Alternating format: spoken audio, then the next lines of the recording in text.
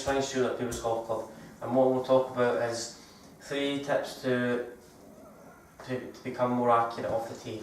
So accuracy is an important factor of any golf swing. So accuracy comes with less trouble and lower scores and more greens hit in regulation. If you are off target, then it creates a lot of errors. So tip number 1, what we're going to do is discuss angle of attack. So understand your angle of attack is so important. So angle of attack influences the distance of the golf ball and the dynamic loft produces the impact. So if you hit up on the golf ball, your angle of attack is going to be up. If you're level to the ground, then your angle of attack is going to be level. And if you hit down on the golf ball, your angle of attack is going to be down. It's pretty self-explanatory. But what we need to try and get into the habit of doing is understanding where we're hitting the ball in the club face in relation to the sweet spot or the percussion spot, and what we are doing. So what to do is go on a flight scope. I haven't got a flight scope today, so it's quite hard to get any data, but I'm just going to talk you through a few factors that I feel like that are very important to improving your swing and lowering your scores as a whole. So what I mean by that is, so we swing on the club in a tilted circle. So so when I take the club back, so a lot of golfers that are just new to the game, they have an error that's pretty frequent between any level of golfer. So what they'll do is they'll take the club. So they think that the club's based on a straight line. So if I take the club based on a straight line, it doesn't maintain a full body turn. So if I take the club back in a straight line, then I'm not turning my shoulders correctly. The club path is going to be quite steep, and the length of arc is going to be quite short. So what we need to do is understand, when I take the club back, that the club is on a tilted circle. So the club goes inside and up, so the club travels out to the right. So as the club travels out to the right, that increases my width of arc, and as I come back down, the face levels out. But as the club comes back up, so as the club comes back up around the circle, so the club travels out the way to the right, come back down, club travels level, then as I come back round, then the club starts to rotate round to the left. So the door opens and then the door closes. Just think of that example on the backswing and downswing. So we need to understand our angle of attack. So the club travels inside, to square, to in. So that's the ideal swing path that we've got. I would say, for any golfer that's struggling with distance, we need to try and shallow out our angle of attack.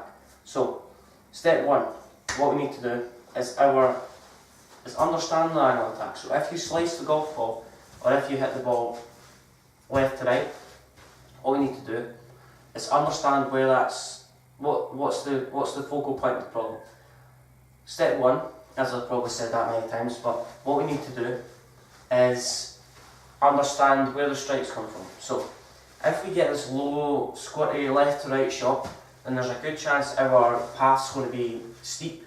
So what I mean by steep is when our club travels outside, away from our body, and it comes back down on that same plane, and you get that steep, the path going left. So the path going left, that creates a lot of problems. So a lot of golfers who are hitting driver, they have the ball position too far back. So too far back, that creates a tilt in my shoulder. So if I come back slightly further, so if I push the ball too far back, they lead with their hips are pushed, they're almost hitting a wedge shot here.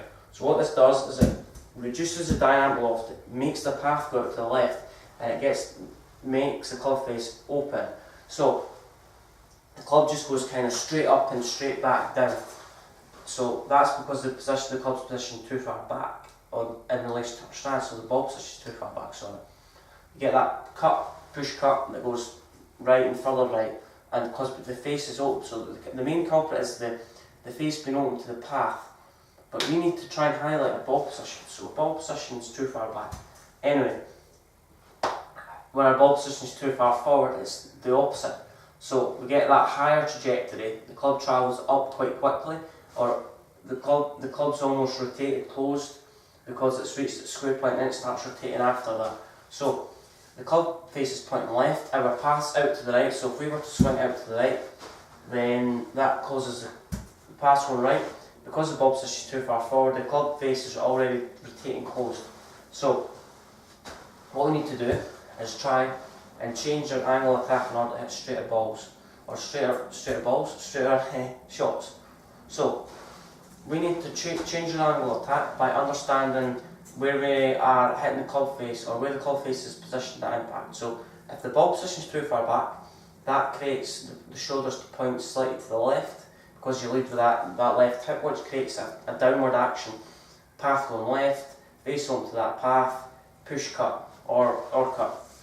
Ball position too far forward, path going out to the right, club face is closed as it gets to the golf ball. So if the ball's too far forward, the club's already closed in that position, okay? So it's already rotated, closed, and then as it gets further to the ball, it's going to rotate more closed. So what we need to do is understand an angle of attack, as I've said. So if we're in a closed position, what we need to do, if we struggle to hit the ball left, what we need to do is move the ball position back. So feel like as we're coming into impact that we're delaying the closing of the club face. So ball position is too far back, as I come around, club face is already close. So move the ball position back, that'll get you hitting the ball early on in the swing arc, and it'll delay the closing of the club face. So ball position is too far forward.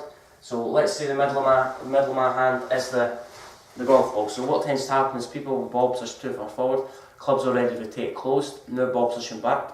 This is reduces the club face being closed. So just try and delay that release of the club face and try and square it up, or try and get into a habit of opening the club face up on the backswing and on the downswing if you're struggling with that.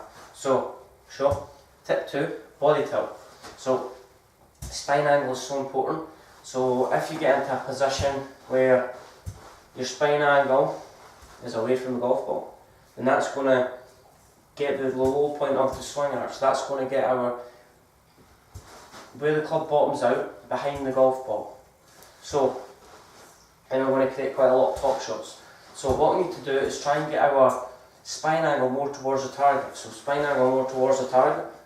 So get our weight almost on top of the golf ball, okay? So spine angle towards the target. So play around with that. Try and get more weight on your left foot, or try and get more weight on your right foot. It's up to you. I would suggest if you hook the golf ball, try and get more weight on your right foot. If you slice the golf ball, try and get more weight on your left foot. Just play around with that, trial and error. Try these things in order to produce the correct results. So that's number 2. And number 3 I'm going to talk about is the angle of the shaft that's coming down. So the angle of the shaft's coming down, basically it's like it's reminiscent of the backswing, how you take the club on the backswing.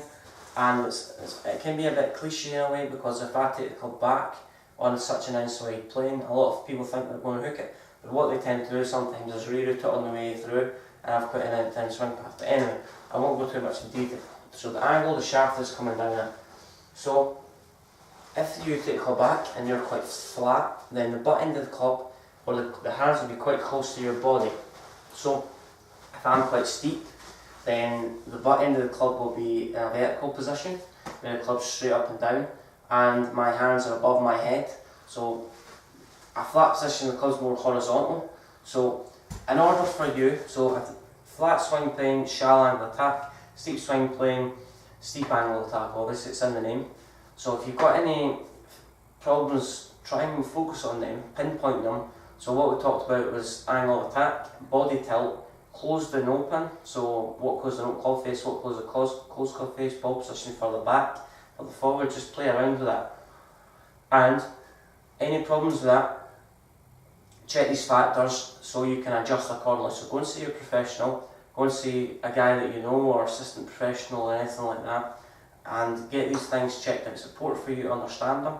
It's important for you to understand what loss percent of impact, how far you're hitting the driver, where's the strike coming from, and how we need to improve these factors by just looking at these certain things. So look at these certain facets of the golf swing that want to improve your accuracy. So 3 ways to become more accurate off the tee. Let me know your thoughts. So